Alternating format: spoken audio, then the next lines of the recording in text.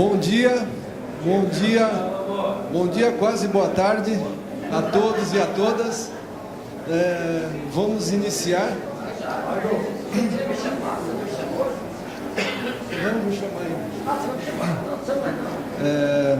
Iniciamos a apresentação de mais um trabalho técnico escolhido no 5º concurso de monografias da FENAFISCO.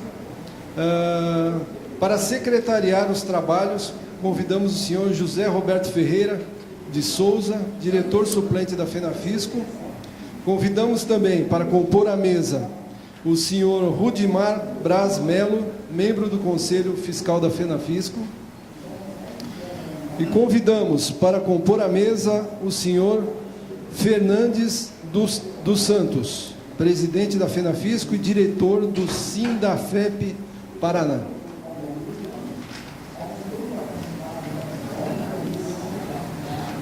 Esta apresentação tem como tema central jogos não cooperativos e a política de incentivos fiscais à importação por governos estaduais, uma análise com enfoque no equilíbrio de Nash, com o autor Leandro Luiz Darós, filiado ao Sindifisco Santa Catarina, Sindicatos Fiscais da Fazenda de Santa Catarina, que convidamos à mesa.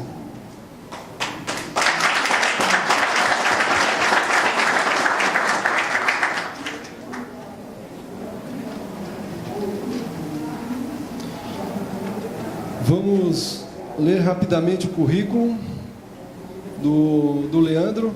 Leandro Luiz Darós foi o 5º colocado no concurso de monografias.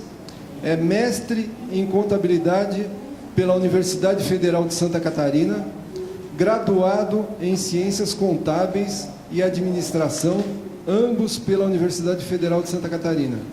Tem publicações na área de ciências contábeis, professor de pós-graduação em disciplinas relacionadas à área fiscal, contabilidade pública, orçamento público, auditoria e responsabilidade fiscal. Além disso, atua como auditor fiscal da Receita Estadual de Santa Catarina. Com a palavra, Leandro.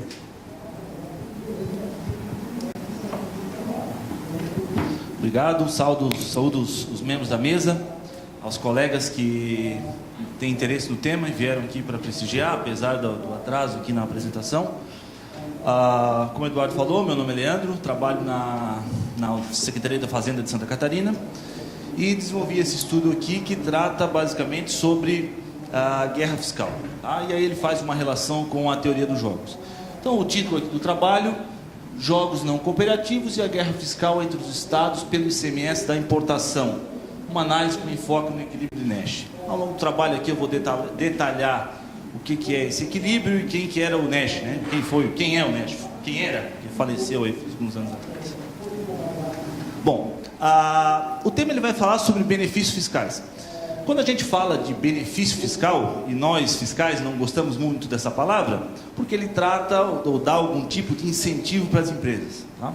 Então, o benefício fiscal, se a gente for analisar, ele não é lá algo tão ruim assim. Ele serve como uma política pública desenvolvida pelos governos para incentivar determinadas regiões. Então, como exemplo mais típico de incentivo fiscal, nós temos a Zona Franca de Manaus, que foi criada para trazer empreendimentos industriais para a região norte do país e desenvolver aquela área, manter e povoar o estado do Amazonas. Aí, apesar de alguns detalhes, é um projeto bem sucedido. Quando a gente vai falar aqui de benefícios fiscais, e aí relacionados ao ICMS, nós temos lá incentivo para geração de emprego, nós temos incentivo para atrair população para determinada região. O governo da Suíça faz isso nos Alpes, lá para manter as pessoas, quem mora em determinada região da Suíça não paga imposto de renda, por exemplo. Tá? E temos uma série deles também aqui no Brasil. Quando a gente trata disso no âmbito do ICMS da importação, e a nossa Constituição Federal diz o seguinte, que o ICMS devido à importação, ele pertence ao estado em que está estabelecido o destinatário da mercadoria. Então, se a gente for pensar o seguinte, um estado como Goiás, tá? Um estado como Goiás, ele tem algum ICMS na importação? Tem, porque tem indústrias lá que vão fazer desembaraço aduaneiro. O porto, aeroporto, ou zona de fronteira, que essa mercadoria está sendo desembaraçada, a princípio não deveria influenciar na decisão do empresário. Porque tanto faz ele desembaraçar essa mercadoria no Rio de Janeiro, no Rio Grande ou em Pernambuco e levá-la para Goiás, porque esse ICMS da importação, ele é devido ao Estado de Goiás, porque esse é o tema da nossa Constituição Federal. O que aconteceu ao longo dos tempos? Isso começou lá na década de 90 com o Estado do Espírito Santo. Fruto de uma valorização cambial, porque até então ninguém dava muita bola para o ICMS da importação, porque não tinha tantas operações assim, não valia a pena importar, mas aí o dólar valorizou, as empresas, os importadores verificaram lá uma possibilidade de trazer mercadorias do exterior e os estados de cobrarem o ICMS da importação. Então o Espírito Santo disse o seguinte: opa, tem um monte de gente importando mercadoria aqui pelo meu porto, eu tenho litoral, tenho um porto bom, e contribuintes de outros estados. E eu não tenho arrecadação nenhuma. A turma vem aqui, usa a minha estrada, usa o meu porto, e eu, Espírito Santo, não tenho nenhum tipo de arrecadação nesse tributo, do ICMS. Então eu vou fazer o seguinte, eu vou conversar com esse importador e vou dar um benefício fiscal para ele fazer o desembaraço aqui no meu estado e depois transportar, levar essa mercadoria lá para o estado de destino dele numa operação interna interestadual. Tá? Assim começa a guerra dos portos. Porque outros estados, e Santa Catarina foi um deles, né, que criou programas de incentivo fiscais para trazer essa importação lá para o seu estado. Tá? Então eu trouxe um exemplozinho aqui, o seguinte: como é que iniciou essa guerra fiscal? Nós temos lá, por exemplo, um contribuinte estabelecido em São Paulo, que é a grande área, o estado concentrador das indústrias brasileiras. Qual seria uma decisão racional do importador de São Paulo? Importar essa mercadoria pelo Porto de Santos, lá fazer o desembaraço e transportá-la até o destino no próprio estado de São Paulo. Tá? Só que aí entra lá um outro estado, que pode ser Santa Catarina ou qualquer outro estado da federação, e diz o seguinte lá para essa empresa de São Paulo: olha, por que você não faz o seu desembaraço aduaneiro aqui em Santa Catarina? Aí o empresário lá de São Paulo disse: não, eu não quero fazer o desembaraço em Santa Catarina porque eu vou ter um custo de transporte para levar essa mercadoria até o meu estabelecimento. Santa Catarina diz o seguinte para ele: olha, em vez de você pagar lá o 12%, o 17%, a alíquota de São Paulo, eu vou lhe dar um benefício.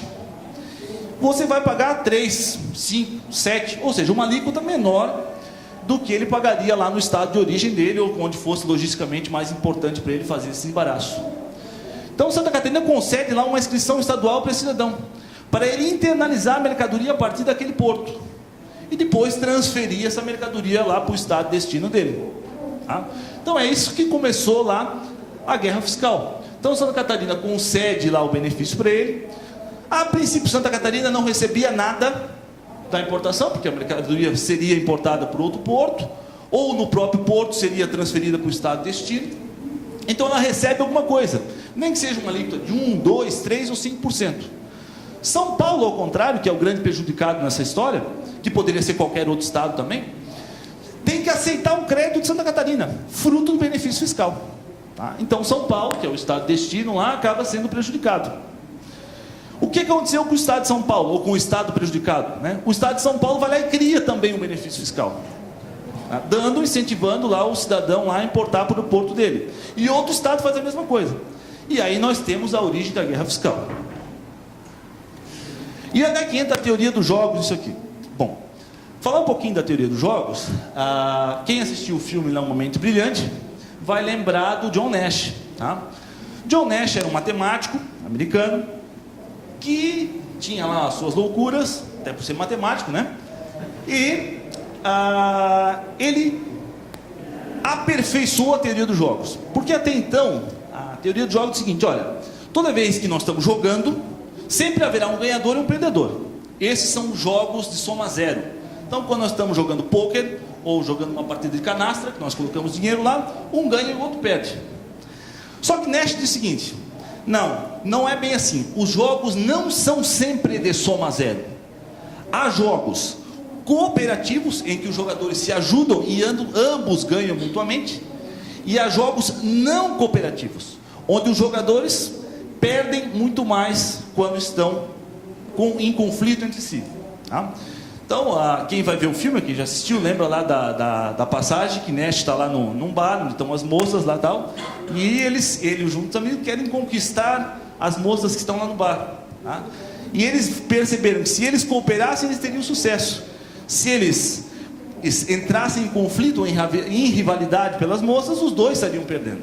Tá? Então, esse é o jogo cooperativo. Então, quando os agentes, os jogadores cooperam entre si, eles têm um resultado melhor, ou muito melhor do que aquele que se eles estivessem em conflito. Ao contrário do jogo não cooperativo. O jogo não cooperativo é quando os agentes estão em conflito, ou os jogadores, eles brigam entre si e ambos vão perder mais. Ambos vão perder mais. Então, essa foi a contribuição de Nash para a teoria dos jogos. Nash diz o seguinte, olha, quando os agentes vão brigar, competir entre si, eles vão entrar num conflito tal que todos vão perder. E qual é o vínculo disso aqui com essa sistemática dos benefícios fiscais da importação? Olha, se todos os estados estão em conflito ou em disputa pela arrecadação do ICMS da importação, todos vão perder.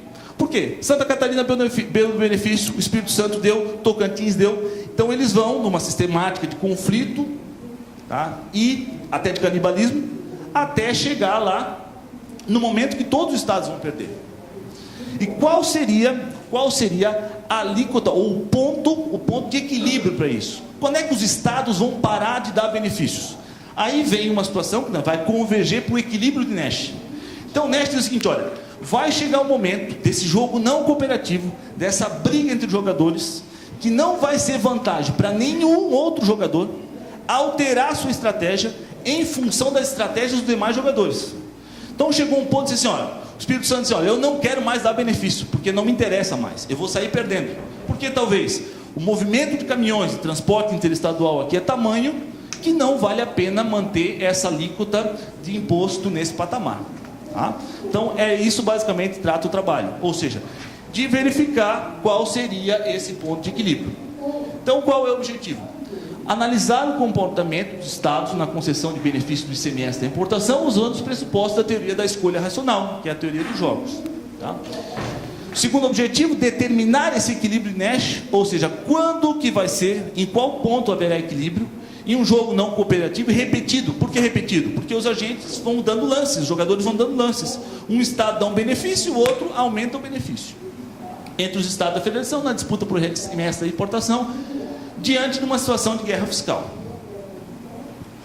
Bom, metodologia do trabalho, tá? Todo trabalho científico ele tem que ter uma metodologia. Nós, que somos profissionais, não gostamos da metodologia, mas ele tem que ter isso aqui, tá?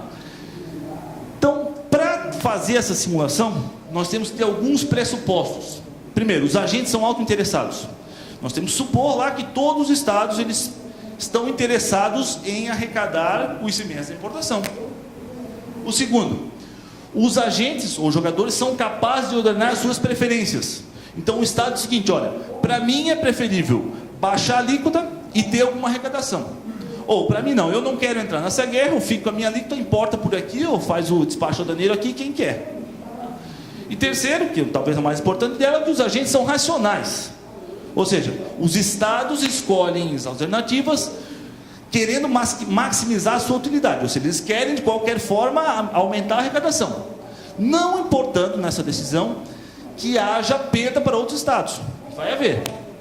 Então, os estados são racionais, eles querem aumentar a sua arrecadação. Para fazer isso aí, foi criada uma simulação de jogo. Então, quem são os jogadores? Quem são os atores, os protagonistas? Santa Catarina versus os demais estados da federação.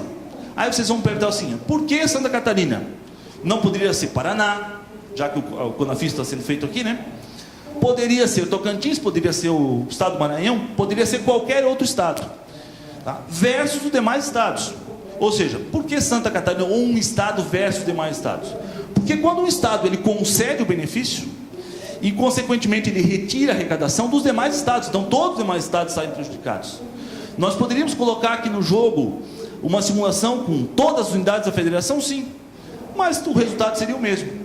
O que acontece aqui é um estado versus os demais estados, porque quando o estado concede o benefício fiscal, ele puxa a arrecadação para ele em detrimento dos demais estados.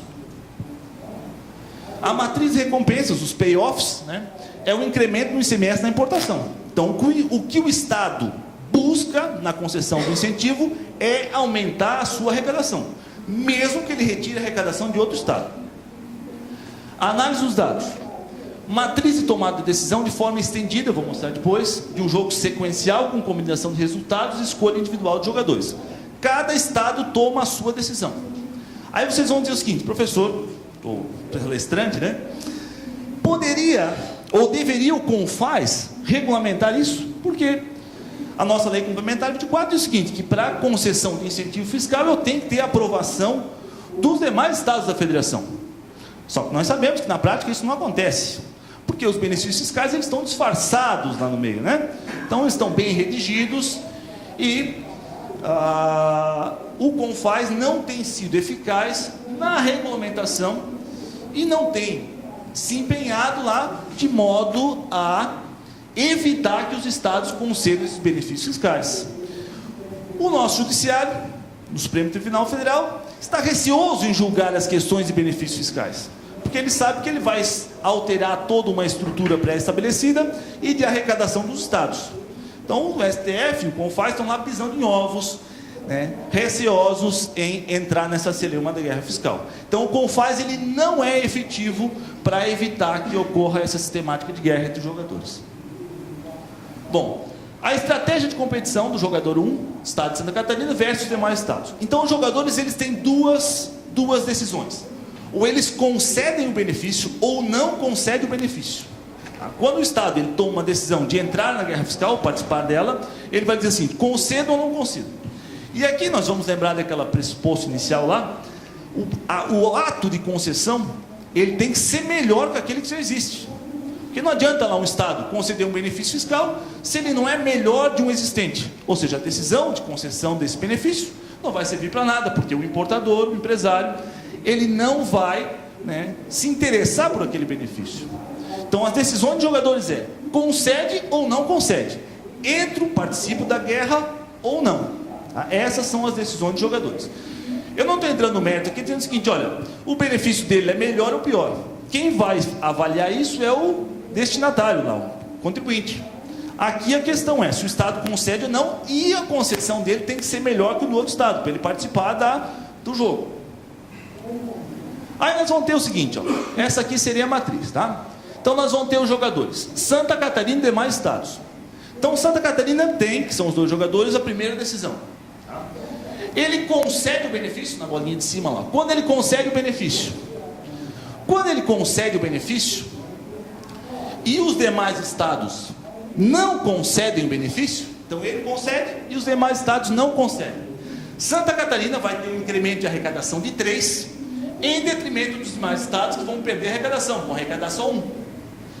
Esse 1 ou 3 aqui não significa 1.000 milhões. É um número para demonstrar que ele tem mais arrecadação do que ele teria antes. Tá? Então, quando Santa Catarina concedeu o benefício e os demais estados não concederam o benefício, Santa Catarina ganha. Então, Santa Catarina deu o primeiro lance. Os demais estados da federação não entraram na disputa. Não entraram na disputa. Santa Catarina, dando o primeiro lance, concedendo o benefício, aumentou sua arrecadação. E os demais estados, tá, que não concederam o benefício, perderam 1 em arrecadação. Ou seja, foi deslocada a arrecadação dos demais estados para Santa Catarina. Por que que isso não é igual? Ou seja, por que que o 1 lá dos demais estados não se refletiu, ou a perda de 1 dos demais estados não se refletiu em 1 também para Santa Catarina?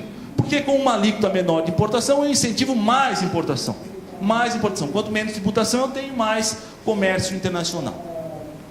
Agora, a segunda situação.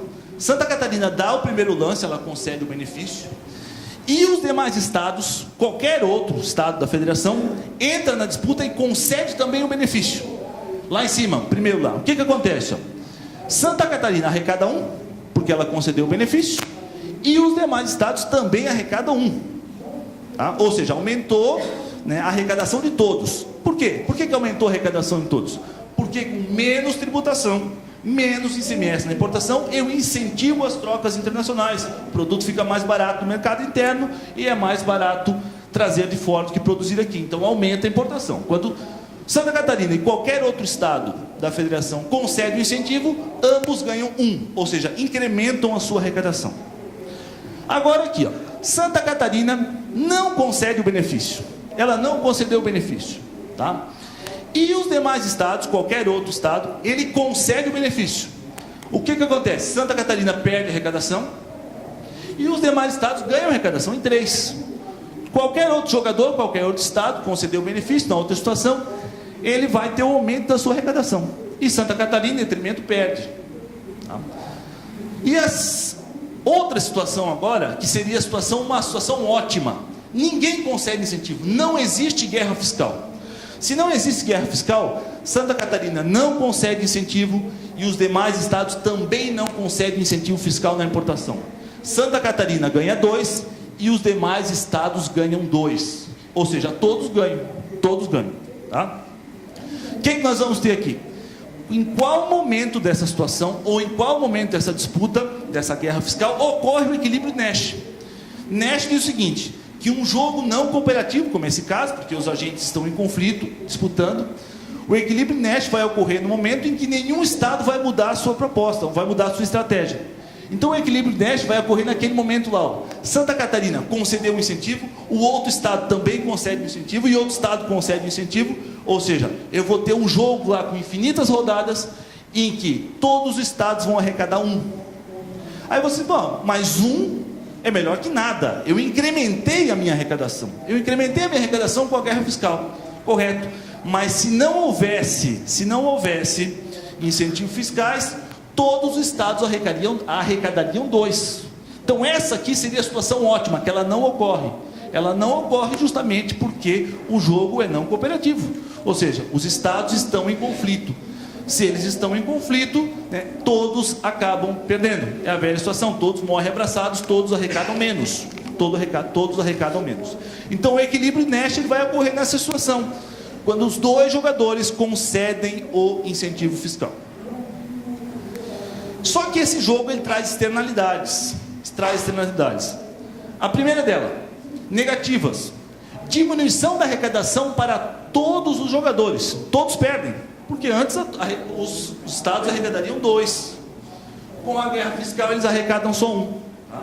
Então, uma externalidade é a diminuição do ICMS da importação de todos os jogadores. Segunda externalidade negativa, desindustrialização. Porque é mais fácil produzir na China, ou trazer da China, do que produzir aqui. Então nós temos uma exportação de empregos para lá, em detrimento de produzir localmente ou dentro do país. Então acaba ocorrendo lá de desindustrialização. Terceira situação. Diante da situação de guerra fiscal, os estados não firmam protocolos de substituição tributária. Por que Santa Catarina, ou por que São Paulo, que é o principal estado produtor e industrial do país, por que São Paulo não firmava protocolo com estados em guerra fiscal? Porque ele diz o seguinte, olha, eu já estou aceitando um crédito, fruto de benefício fiscal da importação lá de Santa Catarina. Como é que eu vou firmar agora um protocolo de substituição tributária com esse pessoal? Então os estados em guerra fiscal, em conflito, eles usam ou barganham para firmar protocolos de substituição tributária. Então nós temos aqui uma situação de conflito dos estados. Como externalidades positivas? Aumento da competitividade, obviamente, porque tem mais produto no mercado, tem mais gente competindo. Teoricamente, se tem produto importado, o produto nacional deveria ficar mais barato, fruto da competitividade. O produtor nacional tem que especializar, tem que reduzir custos. E a segunda externalidade positiva é a diminuição do preço ao consumidor final. O consumidor final vai comprar de quem é mais barato. Tá? Ninguém vai lá no supermercado, compra alguma coisa e vê se o produto lá é made in Brasil ou made in China. Tá? Ele compra aquele produto que é mais barato. Conclusões. A ausência de compromissos garantidos, que deveriam ser feitos lá no âmbito do CONFAS, acaba gerando essa guerra do ICMS da importação. Quando se tem a guerra lá, o CONFAS não atuando, nós temos lá a guerra fiscal, que torna o jogo não cooperativo. Bom, eu estava discutindo esse trabalho, um professor lá do Unicamp disse o seguinte, o teu modelo tem um erro, falta um terceiro jogador que é a União. A União também teria que ser considerado como um jogador aqui, porque afeta o benefício dela. Só que para a União, ou Federação, o jogo ele é sempre de soma zero, porque para a União pouco importa se eu tenho desembaraço aduaneiro em Pernambuco, em São Paulo ou no Paraná, pouco importa. Para a União é sempre um jogo de soma zero. Então, a inclusão da União como um terceiro jogador aqui não interferiria no modelo, porque a União tem os seus tributos. Se o cidadão vai pagar IPI em Pernambuco ou em Santa Catarina, ele vai pagar o mesmo IPI. PIS e COFINS da importação da mesma forma. Então, para a União é sempre um jogo de soma zero. Tá? A redução da alíquota interesse estadual para 4%, fruto da resolução 13 do Senado, ameniza parte do problema, porque ele reduz a faixa de concessão de benefício fiscal. Então, se assim, olha, antes o ICMS lá era 17, 18, 12, agora caiu para 4 na operação interestadual. Então, os estados, ele tem menos faixa de negociação. Então, como é que eu vou importar um produto por Rio Grande, no Rio Grande do Sul, no Porto, e deslocá-lo para Pernambuco? Ou seja, o custo do transporte talvez não seja, ou seja efetivo, né, em relação ao ICMS. E a última conclusão aqui é em relação à dificuldade orçamentária como diminuição da arrecadação. Os estados, fruto da guerra fiscal, contam com essa arrecadação. Contam com essa arrecadação lá nos seus orçamentos. À medida que acaba com a guerra fiscal, a população, a sociedade é penalizada, porque cai a arrecadação como um todo.